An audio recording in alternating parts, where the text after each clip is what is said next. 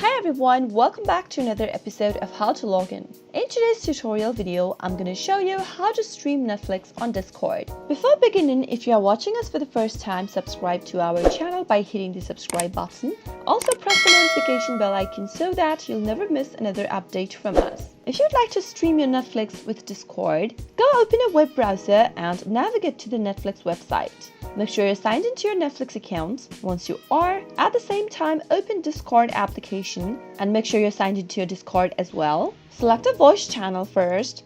Now once you reach to this page, click on the screen option right here and select the browser tab you want to stream. Select the tab where you're logged into your Netflix account, and once you do that, adjust the streaming settings if you want. After you're done, click on Go Live.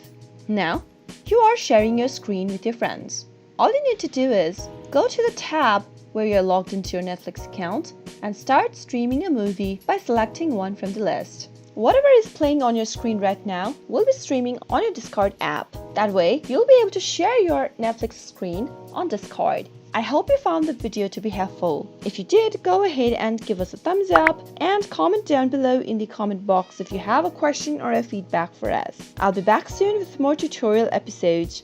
Goodbye till then.